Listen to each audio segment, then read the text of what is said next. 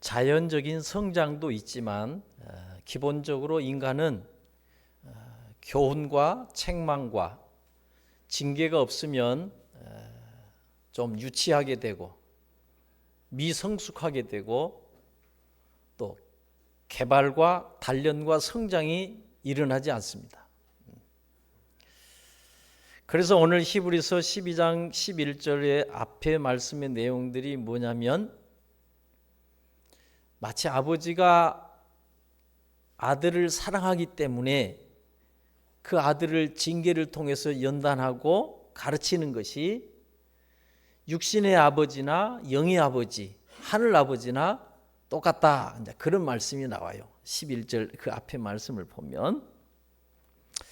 그래서 오늘 11절 말씀에 징계라는 것이 받을 때는 즐거워 보이지 않고 슬퍼 보이지만 그 징계로 연단을 잘 받고 나면 그 후에는 의와 평강의 열매를 맺느니라 그랬어요. 사람이 그런 거예요. 사람이 요즘에 고추 전잎 따시나요?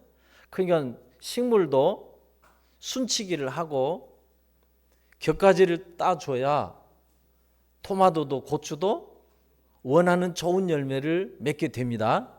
그러잖아요. 나무도 가지치기를 잘 해줘야 정말 좋은 상품의 열매를 맺게 돼요. 그러죠? 그러니까 식물이나 나무의 입장에서 보면 즐거운 일은 아니죠. 고통스러운 일일 수 있어요. 그렇지 않아요? 그렇지만 순치기를 하고 젖잎을 따주고 격가지를 따주고 가지치기를 해줘야 후에 좋은 열매를 맺는 거예요. 그러니까 동물도 그래요. 동물도 가끔 동물을 훈련하는 걸 보면 참 기가 막혀요. 동물도 뭔가 채찍의 징계로 훈련을 받을 때는 괴롭지요. 동물 입장에서 보면. 그러나 그 훈련을 잘 받고 난 후에는 잘 길들여진 아주 주인으로부터 사랑받는 동물이 될 수 있다 그 말이요. 그렇잖아요. 동식물만 그런 게 아니라 사람도 그렇다고 말이에요. 사람도. 그러니까 사람도 하늘 아버지께서 우리에게 주시는 교훈의 말씀, 책망의 말씀, 징계를 통해서 연단을 받을 때는 즐겁지 않지만은 그 연단을 잘 받고 난 후에는 그야말로 이 지상에서 최고의 최상의 그리스도인이 되어서 의와 평강의 열매를 맺는다 그런 거예요. 기가 막힌 거예요. 사실은. 어떻게 훈련 없이 좋은 군인이 된다요. 그렇게 연단을 잘 받은 책망과 교훈과 징계를 통해서 연단을 잘 받은 그리스도인들은 그래서 그가 속한 교회 공동체 안에서 의와 평강의 열매를 맺는 정말 귀하고 귀한 사람이 된다 그런 거예요. 그런 사람 됩시다. 그런 사람. 그래서 오늘 12장 8절에 징계는 다 받는 것이다. 앞에 부분에 보면 징계는 다 받는다. 사람이 몰라서 해석을 못해서 그래요. 다 징계는 받는 거예요. 우리가 부모로부터 책망의 소리 안 듣고 성장한 사람이 어디 있다요. 그래서 12장 8절에 보면 징계는 다 받는 것이다. 징계가 없으면 사생자다. 친아들이 아니다 그 말이요. 그렇게 말씀해요. 그래서 오늘 12장 12절 말씀에 그러므로 피곤한 손과 연약한 무릎을 일으켜 세우라 그래요. 뭐 말일까? 피곤한 손, 의욕을 잃은 손을 말해요. 연약한 무릎, 그냥 포기, 절망하는 걸 말이에요. 그러니까 피곤한 손과 연약한 무릎은 무엇을 뜻하냐면 의욕을 잃고 손을 놓고 있는 것, 실망하고 낙심하고 포기한 상태를 그렇게 표현한 거예요. 그러죠? 그러니까 징계의 연단을 받을 때에 슬퍼하지 말고 실망하지 말고 속상해하지 말고 낙심하지 말고 포기하지 말라 그런 뜻이에요. 그러니까 저도 자식이지만 부모의 그 싫은 소리를 잘 들은 자식이 훌륭한 자식이 돼요. 그거 싫어서 막 지 맘대로 산 놈 치고 제대로 된 인간 별로 없어요. 그래서 13절에 저는 다리로 하여금 어그러지지 않도록 고침을 받으라 그런 거예요. 이미 인간은 죄로 어그러져 있는데 그런 어그러진 다리로 어그러지지 않고 고침을 받으라. 고침을. 그러니까 사람은 다 그런 것 같아요. 디모데 후서 3장 16절의 말씀대로 교훈과 책망과 바르게 함과 의로 교육하기에 유익한 하나님의 말씀을 듣고 고침을 받아서 고든 길을 가든지 아니면 끝까지 그냥 어그러진 일을 가든지 둘 중에 하나예요. 진짜요. 그러니까 사람의 입장에서 보면 싫은 소리이고 즐겁지 않는 일이에요. 징계가 뭐 좋답니까? 그러나 그것을 주신 하나님은 하나님이 주신 모든 것들은 다 유익한 것이고 은혜이고 축복이에요. 진짜 하나님 앞에 우리가 그것이 안 되면 어떻게 된다요? 이게 중요한 것은 뭐냐면 모든 인간은 기본적으로 고침을 받아야 하는 존재다 그런 거예요. 고칠 것이 없다? 그럼 병원 왜 가요? 고칠 것이 있으니까 병원 가지. 마찬가지예요. 로마서 3장 10절 말씀에 의인은 없나니 하나도 없다 그랬어요. 그 말은 다 고칠 거 있다 그 말이요. 의인은 없나니 하나도 없다. 모든 인간은 다 죄인이다 그런 뜻이에요. 죄인이라는 말을 제가 뭐 원문 얘기를 따로 안 해도 원문의 뜻이 뭐냐면 빗나가는 것을 말해요. 정도에서 벗어나는 것을 말해요. 그러니까 죄인이라는 것을 우리가 다르게 이해하면 고침을 받아야 될 사람이다. 치료를 받아야 될 사람이다. 좀 심하게 말하면 환자다 그런 뜻이에요. 그러니까 저도 환자고 여러분도 환자예요. 아멘을 안 하니 진짜. 왜냐하면 죄로 인한 상처가 없는 가정이 없어요. 제가 봐도 인간은 원래 태생이 죄인이라 그 인간이 죄로 인하여 많은 상처를 주고받으며 사는데 죄로 인하여 상처가 없는 가정들이 없고 상처가 없이 자라고 성장한 사람도 없어요. 진짜 없어요. 몰라서 그래. 그래서 황성주 박사라는 사람은 뭐라고 말했냐? 상처 없이 자란 사람이 없기 때문에 기본적으로 모든 사람들을 환자로 봐야 한다 그렇게 말했어요. 나는 그분의 말이 일리가 있다고 해요. 생각해요. 우리는 다 영적으로 치료를 받아야 될 환자인 거예요. 성경을 보면 그걸 인정하고 영혼의 치료자이신 그리스도께 나온 사람들은 다 치유를 받았어요. 고침을 받고 치료를 받아야 나도 행복하고 같이 사는 사람, 나와 같이 함께하는 사람도 괴롭지 않게 되는 거예요. 부부가 같이 고침을 안 받으면 힘들어요. 세상 천지에 생각해봐요. 세상 천지에 환자가 행복한 일이 어디 있다요? 여러분 아프면 행복해요? 아프면 괴롭지요. 힘들고. 그러니까 세상 천지에 환자가 행복한 것은 없어요. 아픈 사람이 어떻게 행복할 수 있다요? 그러니까 우린 죄인인 상태로서는 그 죄로 상처받아서 어그러진 상태로서는 행복할 수도 없고 나와 함께 사는 사람도 불행한 거예요. 괴로운 거예요. 그래서 고침을 받아야 돼. 인간은 기본적으로. 사실 몸도 그래요. 여러분 몸, 여러분의 마음, 여러분의 이 영혼의 상태가 안 아픈 사람이 어디 있다요? 모든 신체의 기능이 100% 완벽하고 완전하고 온전한 사람 없어요. 없어. 어디가 약해도 약하고 나는 여기가 약하고 나는 여기가 약하고 조금이라도 병원 안 갈 정도라도 아픈 곳이 있는 거예요. 완벽한 사람은 없어요. 마찬가지로 사람의 마음도, 그 사람이 생각하는 것도, 그 사람의 의식도, 그 사람의 영혼의 세계도 완벽하고 완전하고 온전한 사람 없어요. 절대로 없어요. 근데 우리가 모를 뿐이에요. 마음과 생각에 우리의 영혼에 상처가 있고, 상처로 인한 아픔이 있고, 부족함이 있고, 결함이 있을 수밖에 없는 것이 인간 존재예요.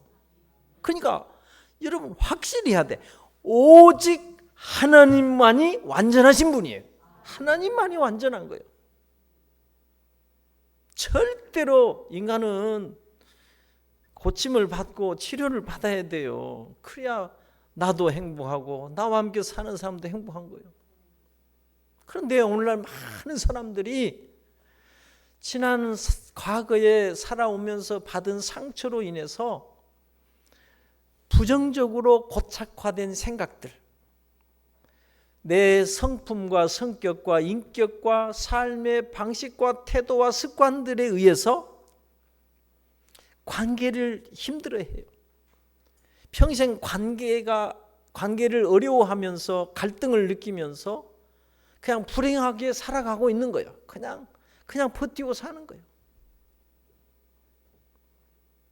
오늘 우리가 누려야 될 자유롭고 평화롭고 기쁘고 행복한 삶을 발목을 잡는 것이 바로 우리의 죄로 인한 마음의 상처에 있다 그 말이요. 고침을 받아야 돼요.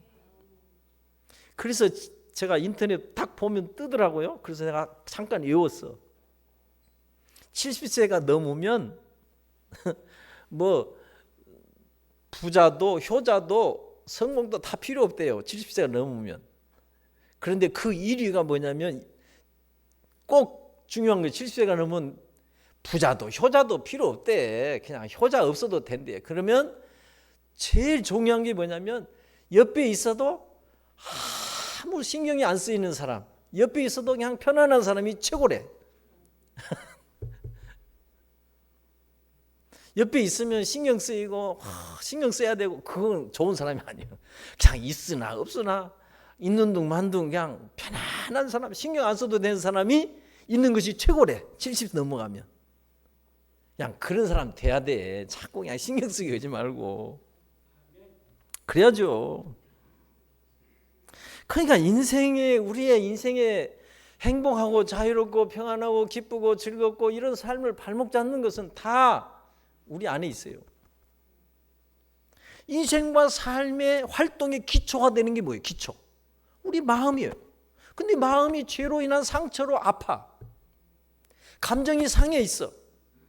생각이 부정적으로 고착화되어 있어. 왜곡이 되어 있어요.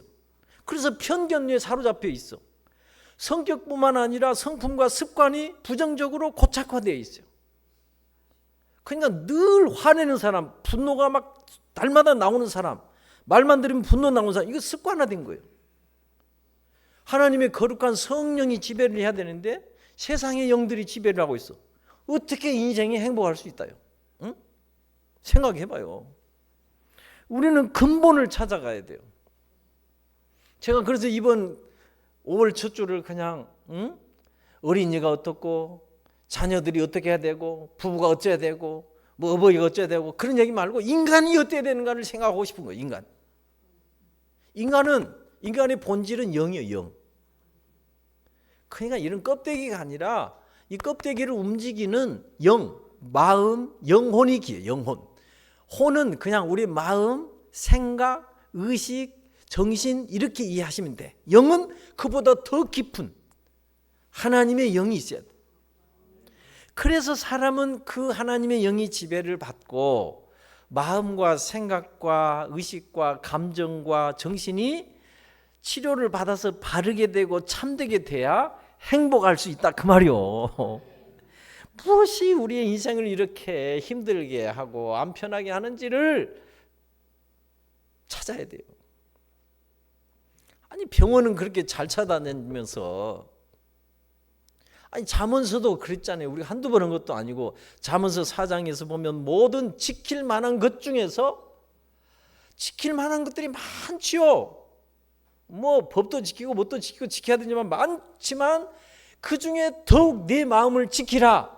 생명의 근원이 이에서 남이라 그랬어요. 그러니까 마음 하나 못 지켜갖고 어떻게 우리가 행복할 수 있다요. 그러니까 제가 이제 지금 계속 제가 찾아가고 있는 게 뭐냐면, 제가 세상의 그 어떤 것에도, 그 어떤 사람에게도, 그 무엇에도 제 마음이 흔들리지 않을 그 마음을 하나님께 제가 고정하는 일을 제가 하고 있어요 지금. 사람, 돈이 내 마음을 움직이면 벌써 돈이 끌려다니는 거예요. 지배당한 거예요. 그렇구나. 그래서 내가 그런 것이 끌려다니지 않고, 사람들이 나한테 뭐를 이렇게 제시해도 나 그런 것에 유혹에 흔들리지 않기로 작심을 한 거예요.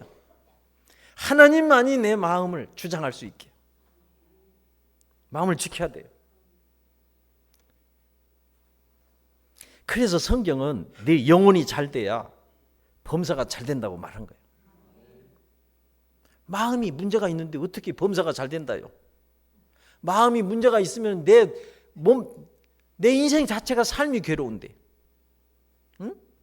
마음과 생각이 비틀어져 있고 왜곡되어 있고 감정이 뒤틀려 있는데, 부정적이 돼 있는데 어떻게 사람이 평안하고 자유롭고 기쁘게 즐겁게 살 수 있다요?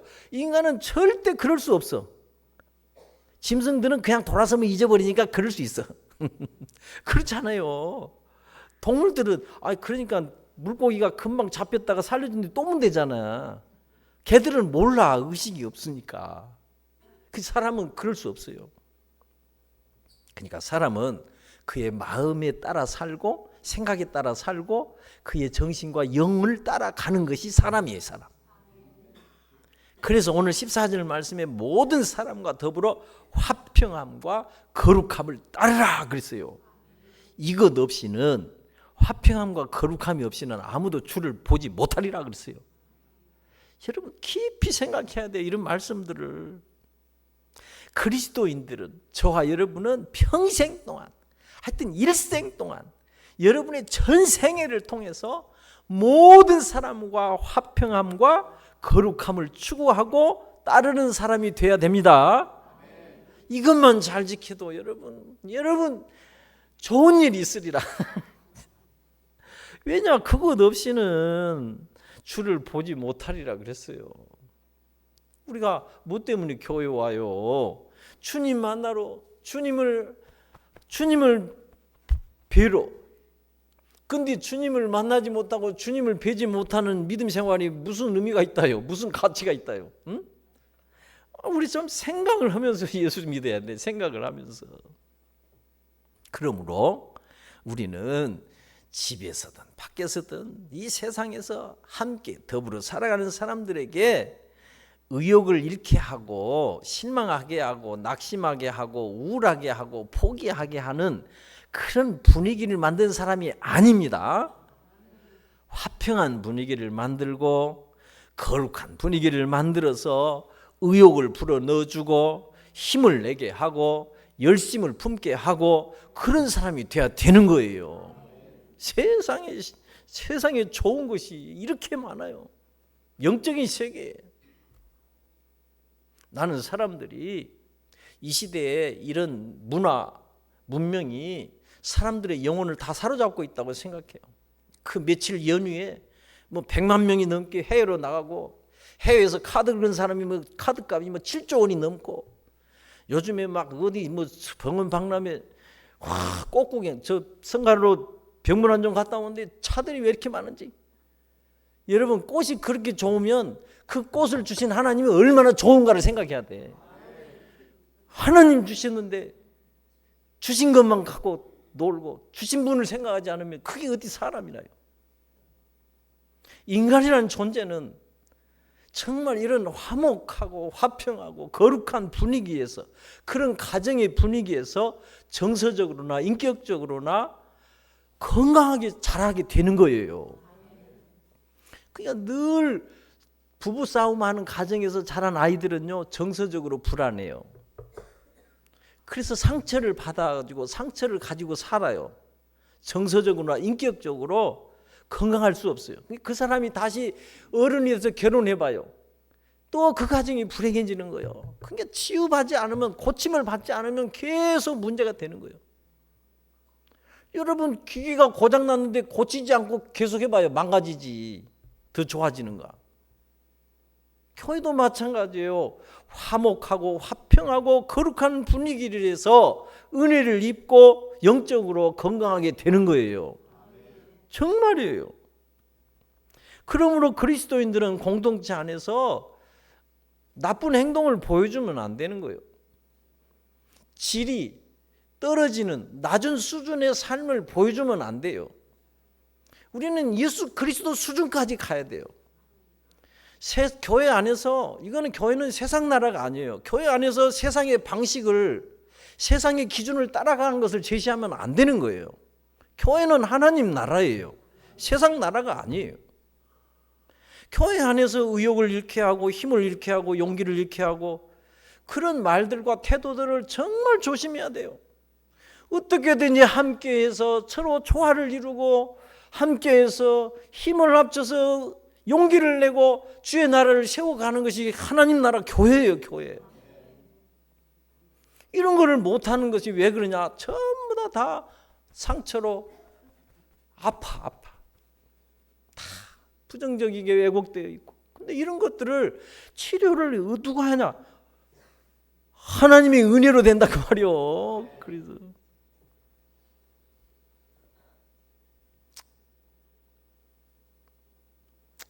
그래서 생각해봐요. 어느 분이 자신의 성경책에다 이렇게 썼대요. 뭐라고 썼냐?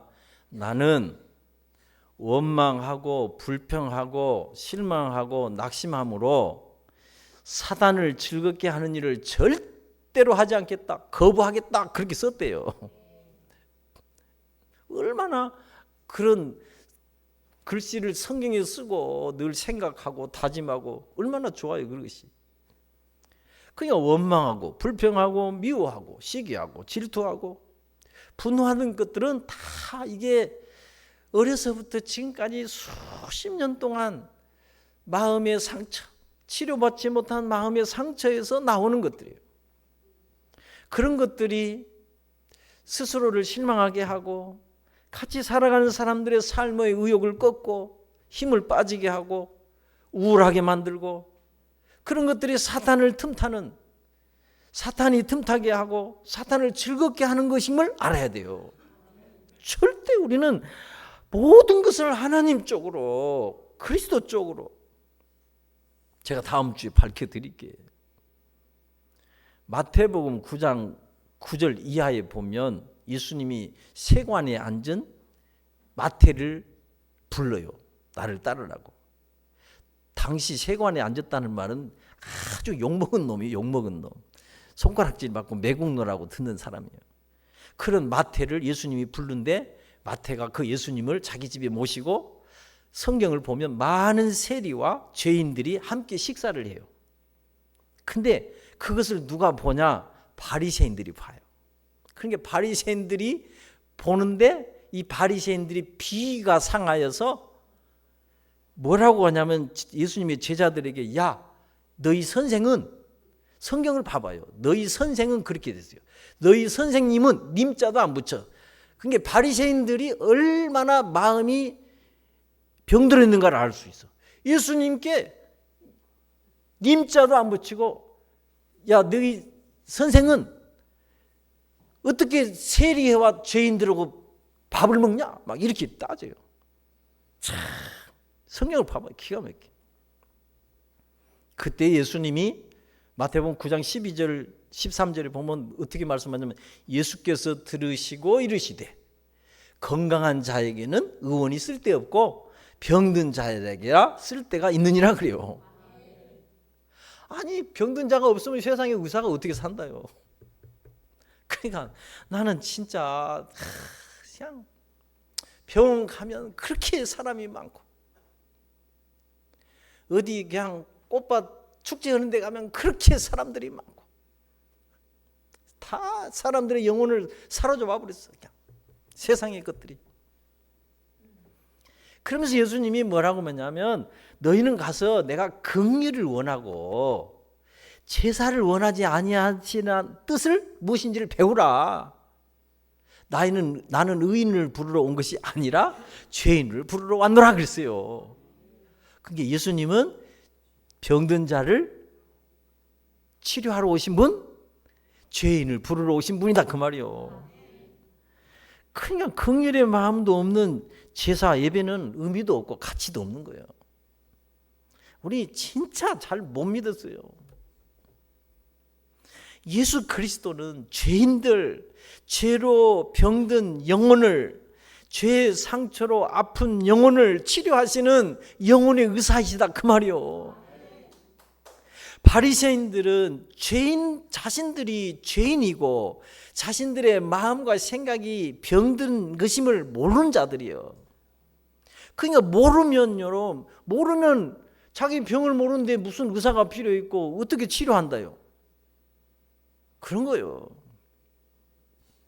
우리는 예수님께서 세리 마태를 부르시는 사건 안에서 정말 자신이 죄인인 것을, 자신의 마음과 생각이 병든 것을 모르는, 자기는 완전하다고 생각하는, 의인이라고 착각하는 이런 병든 죄인의 모습을 보는 거예요. 그런 사람들이 교회 안에 많은 거예요. 그런 거예요. 그러니까 세상은 마음과 생각과 정신과 영혼이 죄로 인한 상처로 아파 병들어서 서서히 무너져가고 서서히 죽어가는 영혼들로 가득 찬 곳이 세상이에요. 그래서 예수님이 오신 거예요. 다 완전한데 못 들어온다요 예수님이.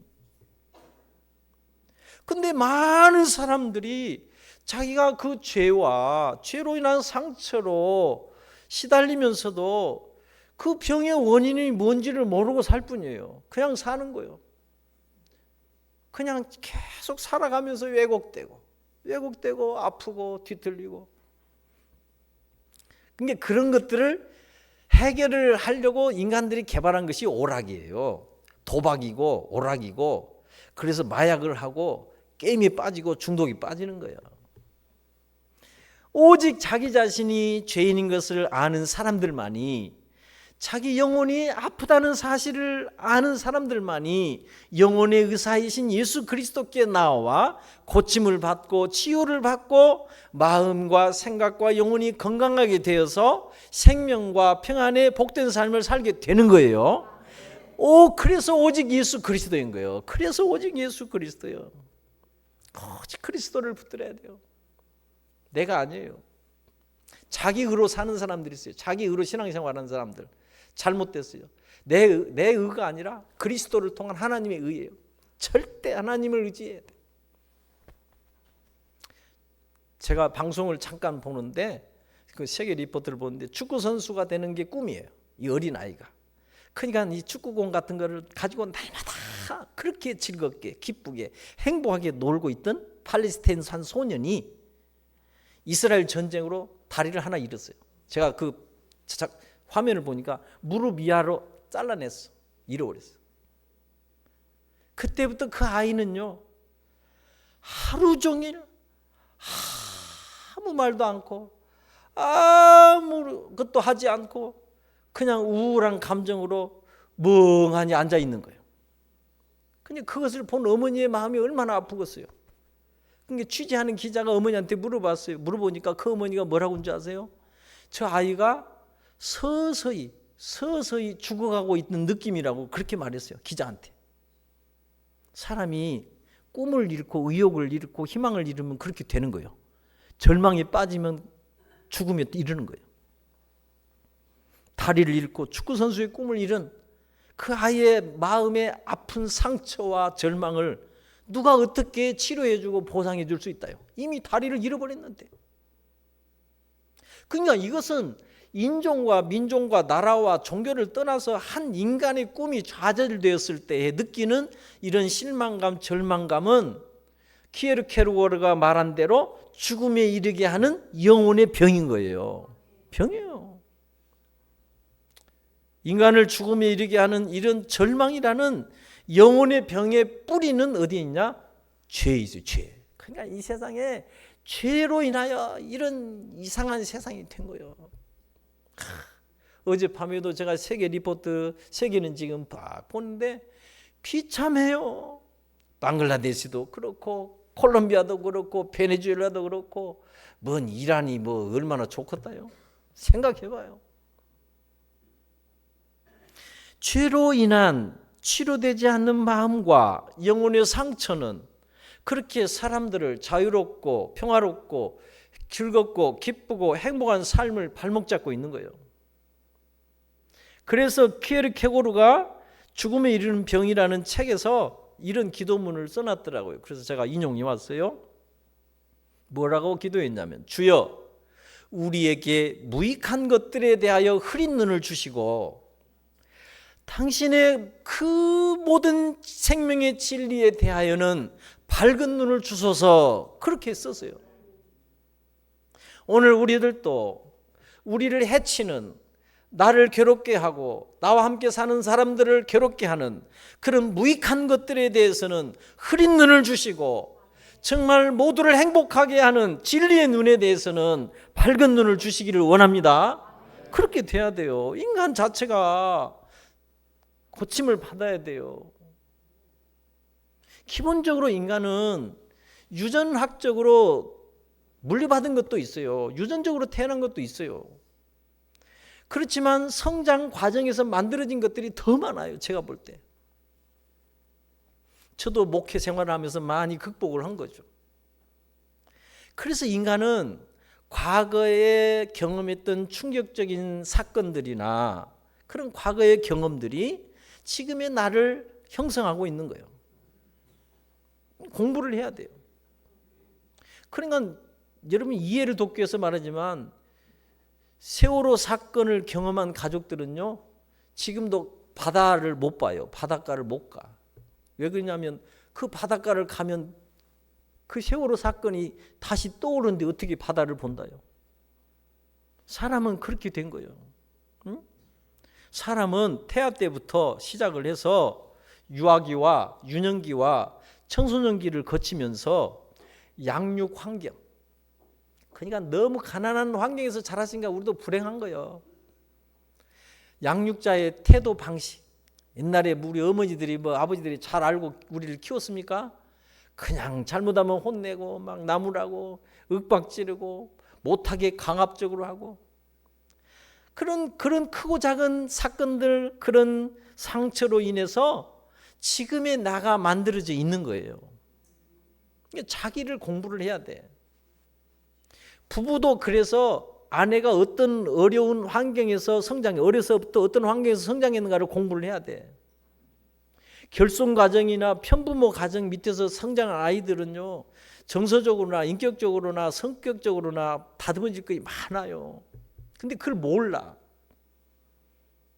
그런 걸 알아야 이해가 되고, 이해가 돼야 덜 답답하고, 덜 답답해야 화도 안 나고 긍휼히 여기고 도와줄 수 있는 거예요. 사람이 그렇게 된 거예요. 근데 이런 걸 모르니까 자기 생각으로 기준으로 왜 그러냐고 막 뭐라고 쌓고, 그러면 저 사람도 나도 이렇게 할 수밖에 없는데 그렇게 하니까 다투는 거예요. 갈등이 생기는 거예요. 싸움이 생기는 거예요. 그냥 수십 년 사니까 적응이 돼서 살지, 제가 볼 때 삐그덕거려요. 적응이 돼. 그래서 부부는 닮는 거예요. 그러니까 요즘에 안 싸우잖아요. 제가 설마 쓰냐고. 한 10년 동안 싸웠어. 근데 지금은 그냥 에이 그런가 보다. 아이고 그런 거요 사람이. 그러니까 우리는 충격적인 사건들을 경험하고 부모로부터, 형제로부터, 친구들로부터, 선생님으로부터, 사회로부터 상처를 받으면서 조금씩 일그러지고 마음이 상처를 받고 인격이 왜곡이 되고 부정적인 감정이 생기고 이렇게 되면서 지금의 나예요. 지금의 나. 그런 거예요. 그러니까 불행한 거예요. 사실은. 불행하게 살고 싶어서 사는 게 아니라 그렇게 살 수밖에 없게 만들어져 있다 그 말이요. 성격대로 살고 인격대로 살고 습관대로 사는데 어쩔 거요. 그러니까 제가 요즘에 세계적으로 편해요. 왜? 아무도 나는 가만히 혼자 있으면 세계적으로 편해. 우리 아버지가 나를, 어머니가 먹고 살기 위해서 방목을 했어. 나는 방목이 제일 좋아. 그래서 오늘 15, 16절에 너희는 하나님의 은혜에 이르지 못하는 자가 없도록 하라 그런 거예요. 끝까지 하나님 앞에 그냥 말씀 뭐 그저 그거지 뭐 그거지 그러고 버티고 뭐 듣지도 않고 외면하고 뭐 이렇게 잠자는 사람들은 그렇게 살아도 돼요. 그렇게 살아도 돼. 그러나 중요한 것은 우리는 고침을 받아야 되고 오늘 말씀대로 치료를 받아야 될 사람이라는 것은 확실하다 그 말이요. 절대 온전한 사람은 어디 있다요. 그래서 너희는 하나님의 은혜에 이르지 못하는 자가 없도록 해라. 15절에 그러잖아요. 그 말은 은혜로 치료를 받아야 된다. 고침을 받아야 된다. 그래야 마음의 쓴뿌리가 나서 자기 자신과 다른 사람을 괴롭게 하지 않게 되고 자기 자신도 더럽히지 않게 되고 예서와 같이 망령증자가 되지 않게 된다 그 말이요. 쉽게 설명하면. 그래서 16절 끝에 그런 자들이 없도록 살피라는 거예요. 17절은 예서처럼 뒤늦게 후회해봐야 소용없다 그 말이요. 17절은 그런 거예요. 그러니까 기회는 항상 있는 게 아니에요. 기회는 날마다 있는 게 아니에요. 지금이 기회, 지금이. 그러니까 하나님의 은혜로 치료되지 않는 마음과 마음의 상처와 부정적으로 고착화된 생각들과 인격들과 습관들은 자기도 힘들지만 자기와 사는 사람도 힘들게 하는 거예요. 그걸 잘 알아야 돼. 여러분 소문만 들어도 알잖아요. 다른 교회. 쓴뿌리가 자라고 있는 마음에서 어떻게 선하고 생명의 아름다운 것들이 나올 수 있다요. 그러니까 나는 이미 자꾸 부정적으로 막 그렇게 생각하는 사람들에게 기대할 것이 아무것도 없어요. 계속 그러고 사는 거야. 안 그런 척 그러고 사는 거야. 그래 봐야 하나님이 다 아는데 뭐 무슨 의미가 있다 이것이. 예? 그러니까 이미 쓴뿌리가 자리를 잡았어. 마음에서. 어떻게 선하고 아름다운 것들이 나온다요. 큰일 났네. 이거 다 아직 반절도 안 했는데. 응? 그러니까 고비달이라는 사람이 이렇게 고백을 했어요. 자기는 친구가 성공했다는 소리를 들을 때마다 기분이 이상하대. 마음이 안 좋대. 응? 자기가 죽는 느낌이 든대. 그게 뭐냐? 자기가 아닌 다른 사람이 잘 되는 것을 싫어하는 왜곡된 마음, 타락한 마음, 부패한 마음, 병든 마음인 거예요. 그런 것이. 그러니까 그런 것이 마음에 쓴뿌리가 자라는 것을 그렇게 말하는 거예요. 참 인간이 복잡한 거예요. 인간이. 응? 형제간에도 서로 잘 사는 것을 시기 질투하는 사람도 있어요. 인간이 그런 거예요. 이 죄라고 하는 것은 인간의 지독한 영혼의 질병이에요. 죄는 정말 참되지 못하고 선하지 못하고 아름답지 못하고 생명답지 못하고 건전하지 못한 모든 것들의 뿌리가 다 인간의 죄요. 죄. 우리 하나님은 일찍이 이사야 선지자를 통해서 말씀했어요. 이사야서 53장 5절에 그가 찔림은 우리의 허물 때문이요 그가 상함은 우리의 죄악 때문이라. 그가 징계를 받음으로 우리는 평화를 누리고 그가 채찍에 맞음으로 우리는 나음을 입었도다 그랬어요. 예수님 때문에 우리가 사는 거예요. 사실은 제대로 살 수 있다면. 그런 지독한 영혼의 중병을 치료하기 위해서 그리스도는 채찍에 맞으셨고 십자가에 죽으셨어요. 생각해봐요. 조금 생각이라도 있으면 이 세상 천지에 다른 사람을 치료하고 다른 사람을 고치고 다른 사람을 살리고 다른 사람을 잘되게 하기 위해서 자기 목숨을 내놓은 의사가 어디 있다요? 그런 의사가 어디 있다요? 있다면 우리의 영혼의 의사이신 예수 그리스도 뿐이다 그 말이요. 그래서 오직 예수 그리스도인 거예요. 오직 그리스도. 우리는 죄와 결별을 해야 돼요. 영혼의 의사이신 예수님께 끊임없이 나아가야 되는 거예요. 세상의 의사들은 실수도 해요. 오진도 해요. 완벽하지 않아요. 불안해요. 세상의 의사들 찾아가 봐요. 공짜가 어디 있는가? 돈도 가지고 가야 돼요. 그러나 우리의 영혼의 치료자이신 하나님은 이렇게 말씀해요. 이사야 55장에서 너희 목마른 자들아 오라, 돈 없는 자도 오라, 와서 사 먹되 값 없이 돈 없이 포도주와 젖을 사라 그랬어요. 그러면서 너희는 귀를 기울이고 내게 나와 들으라, 그럼 너희 영혼이 살리라 그랬어요. 치유된다 그 말이요. 살아난다는 말은 내가 너희와 영원한 언약을 맺으리니, 그것이 뭐냐? 다윗에게 허락한 확실한 은혜니라 그랬어요. 그러니까 영원한 언약이신 예수 그리스도를 통한 하나님의 확실한 은혜입니다. 은혜 받아야 돼요. 은혜 받아야 돼. 끝까지 귀를 닫고 마음을 닫고 은혜 복 받아 보세요. 내가 볼 때 힘들어요. 그런 사람과 함께 사는 것도 힘들고 불행해요. 은혜를 받아야 돼. 하나님 은혜 받아야 돼. 우리 마음에 생각에 쓴뿌리가 자라서 상처를 주는 일을 가볍게 생각하면 안 돼요. 그건 다시 예수 그리스도를 못 박는 거예요. 이사야서 55장의 말씀을 잘 봐요. 병으로 괴로움과 고통을 받은 환자가 몸이 치료되었었다, 몸이 건강하게 되었다, 그보다 더 좋은 일, 기쁜 일, 행복한 일이 세상 전지 어디 있다요. 우리 박정혜 집사님 성가로로 갔더니 폐혈증까지 와가지고 죽었다 살아났대요. 죽었다 살아났대요. 제가 갔더니 주여 주여 하고 있더라고. 그런 게 깨끗이 몸의 병이 치료된 것보다 그 사람에게 더 행복하고 기쁘고 즐거운 일이 없어요. 마찬가지로 죄로 인한 상처로 고통받는 인간이 마음과 생각과 영혼이 하나님의 확실한 은혜로 치유되는 것보다, 고쳐지는 것보다 더 즐거운 일이 없다 그 말이요. 그러니까 우리는 세상을 조심히 살아야 돼요. 육적인 사람들의 말을, 육적인 사람들의 권고를 조심하셔야 돼. 왜냐, 사탄은 그런 사람들의 말을 즐겨 사용하는 거예요. 사탄은.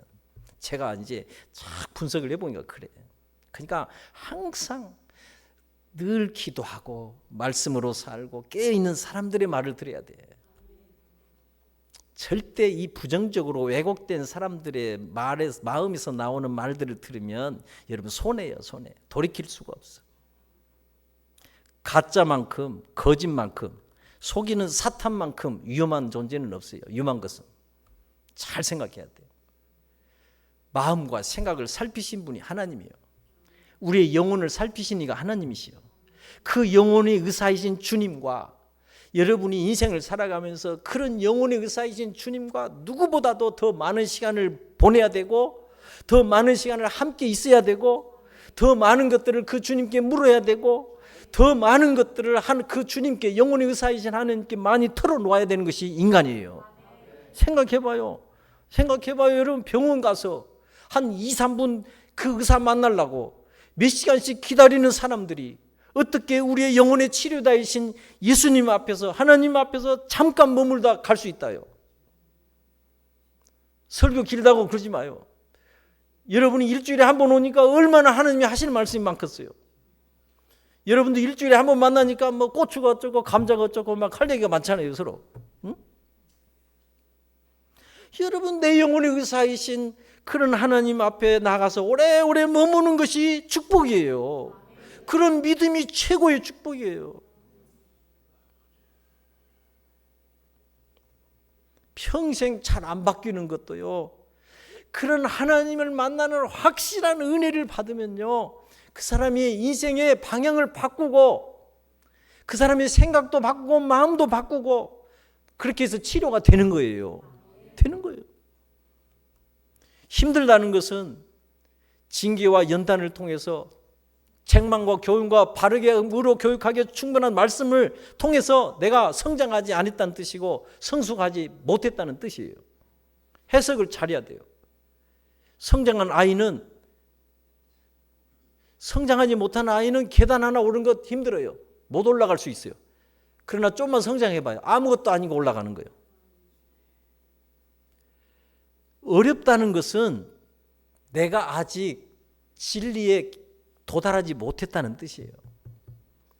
그러니까 모르면 어려운 거예요. 알면 쉬운 거예요. 그러니까 내가 뭔가 인생을 살면서 막 힘들고 어렵다. 모르는 거야 아직. 인생과 삶이 복잡하다. 그것은 뭐냐? 아직도 내가 이 육신의 소욕과 세상 욕망에 너무 집착과 욕심이 크다, 많다 그런 뜻이에요. 그런 것들이 정리가 안 됐다는 뜻이에요. 그래서 복잡한 거예요. 뭐든지 마음에 안 들어. 그냥 원망불평하고 막 딴소리해. 그거는 내 마음과 생각이 좁다는 뜻이에요. 옹졸하다는 뜻이에요. 왜? 내 마음이 좁고 생각이 옹졸하니 마음에 들어올 수가 없는 거예요. 생각으로 들어올 수가 없는 거예요. 품을 수가 없는 거예요. 어떻게 조그마한 그릇이 큰 것을 담을 수 있다요? 예? 그러므로 모든 원인과 이유를 밖에서 찾을 것이 아니라 내 안에서 찾아야 된다 그 말이요. 내가 치유받으면 하나님처럼 세상을 품고 그리스도의 마음을 품고 살 수가 있게 되는 거예요. 원리적으로. 그런 거예요. 남편 하나 못 품고 각시 하나 못 푼 사람이 세상에 나가서 뭘 품고 산다요. 나를 키워야지. 자꾸 상대방한테 마음에 안 든다고. 내 마음을 키워봐요. 그냥 들어가서 넉넉히 들어가 놀아도 돼. 좀 당해주면 돼요. 당해주면. 내가 당하는 것까지를 배우고 있어요. 당하는 것까지. 십자가를 지는 것까지 배운다고 말이에요. 왜? 예수님은 십자가를 지라고 했잖아요. 그 말은 당하라는 말이에요. 당하라는 말이에요. 근데 누구도 당한 사람이 없어 교회. 그러니 하나님 뜻이 어떻게 이루어지냐고요. 좀 집에 가서 각시가 뭐라고 하면 당해버려 그냥. 그리고 그냥 품어버려 그냥. 이제 이걸 훈련해야 돼. 그러니까 육체의 훈련도 유익하지만 경건의 훈련은 더 유익하다고 그랬어요. 이생과 내생에서. 그러니까 제가 보니까 옛날에는 그걸 못했어. 그것을 마음으로 생각으로 계속 훈련을 하는 거예요. 저도 해야 돼. 그 인간 어차피 그렇게 살도록 만들어졌는데 그걸 어떻게 한다요? 아니 거북이한테 왜 이렇게 토끼처럼 못 달리냐고 두드려 대봐야 거북이가 토끼 된답니까? 거북이로 살게 일단은 이해를 해줘야지. 거북이한테 발을 맞춰서 걸어가야지.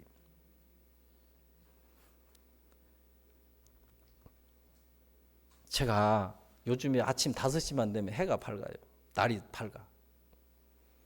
아침 5시 한 20분에서 30분 사이에 제가 집에 들어갈 때가 있는데 들어가다 마당에 이렇게 가만히 서 있으면 진짜 세상에 온갖 새들이 막 노래해요. 지저귀 막. 한번 해봐요. 새가 깨어난 새들은 다 지저귀고 노래를 해. 이야 어마어마하게 노래를 해요. 막. 응? 그래서 제가 순간 어떤 생각이 들었냐면 이야 이 새들도 어두운 밤이 두렵구나. 응? 어떤 놈이 와서 나를 잡아먹을지 모르고 두려운 거예요. 밤이. 그러니까 그런 어두운 밤을 보내고 나니까 해가 뜨고 밝아오니까 너무 즐겁고 행복한 거예요. 그래서 막 노래를 하는구나 이런 생각이 들었어요. 아니 새들도 그런데 우리도 예수 그리스도 안에서 하나님의 확실한 은혜로 그 지긋지긋한 죄와 그 죄의 상처로 인한 아픔을 다 치료하고 고침을 받고 그래서 지난날 어둡게 살아왔던 삶을 다 보내고 은혜로운 새로운 삶을 은혜의 복된 삶을 사시기를 주의 이름으로 축원합니다. 우리 하나님 아버지